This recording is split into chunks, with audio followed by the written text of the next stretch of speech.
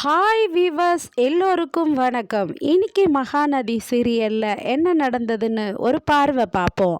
காவேரி அவங்க அம்மா காவேரி கிட்ட விஜய் தம்பிக்கு உன்னை பொண்ணு கேட்டிருக்காங்கன்னு சொல்கிறாங்க.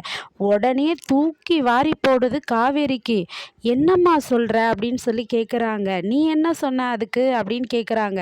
இல்லடி, இன்னைக்கு அவங்க தாத்தாவும் சித்தி சித்தப்பா எல்லாருமே இன்னைக்கு வந்தாங்க நம்ம வீட்டுக்கு. உன்னை விஜய் தம்பிக்கு கல்யாணம் பண்ணி வைக்கிறதுக்காக உன்னை பொண்ணு கேட்டாங்க. நானும் எனக்கு சம்மதம் தான் அப்படின்னு சொன்னேன்.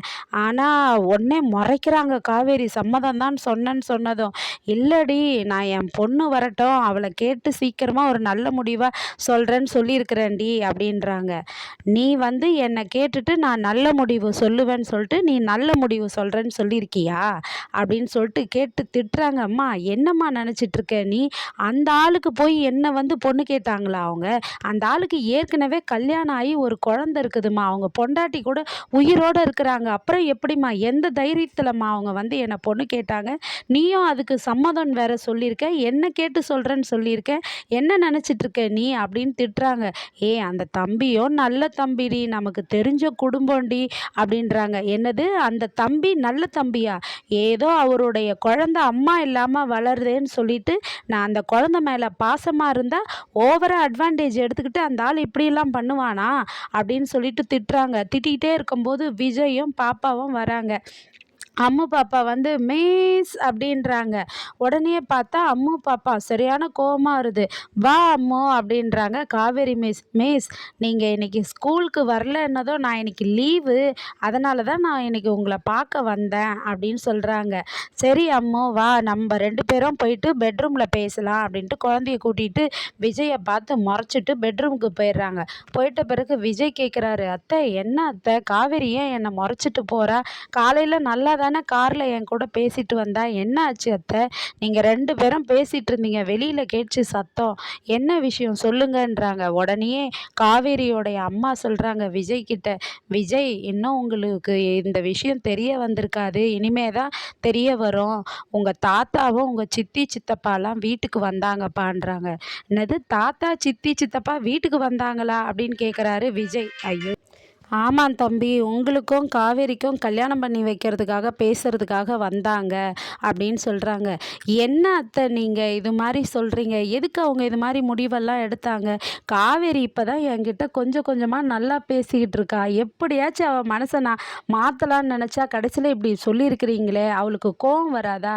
அதான் என்னை முறைச்சிட்டு போகிறாளா அவள்? இரு இரு, எங்கள் வீட்டில் போயிட்டு எங்கள் தாத்தாவுக்கு வச்சுக்கிறேன் அப்படின்னு சொல்லிட்டு பாப்பா, அம்மு பாப்பா இங்கே தான் இருக்கட்டும், நான் போயிட்டு வரேன்ட்டு போகிறாரு வேகமாக.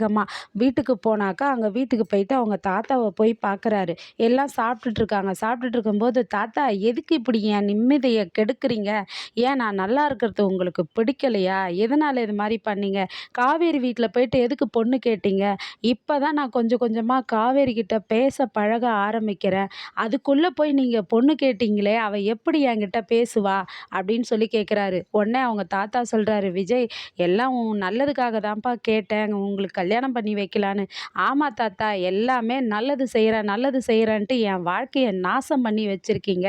அவள் நினைக்க மாட்டாளா? ஏற்கனவே எனக்கு கல்யாணம் ஆகி ஒரு குழந்த இருக்குது, என்னடா கல்யாணம் ஆனவன் என்னை போய் 2ஆம் தாரமாக பொண்ணு கேட்குறானே அப்படின்னு சொல்லிட்டு அவளுக்கு கோவம் வராதா?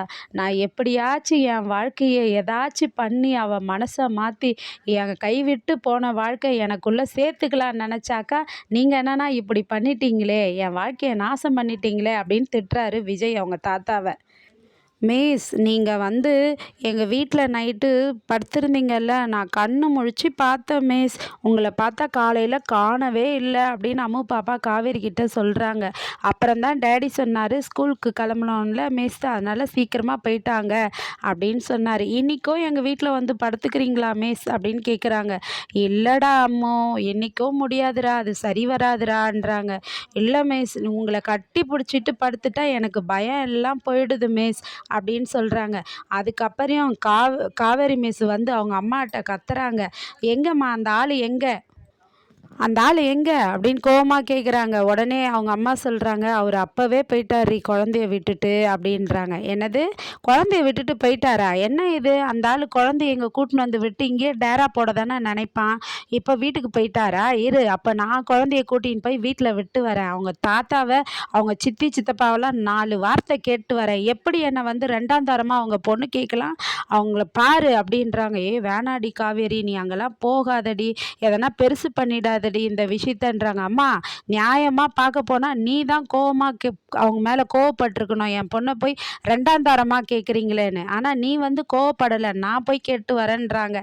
நாளைக்கு என்னென்னலாம் அவங்கள போய் கண்ணா பின்னான்னு வீட்டில் போய் திட்ட போகிறாங்கன்னு பொறுத்திருந்து வெயிட் பண்ணி பார்ப்போம். நன்றி, பாய் பாய்.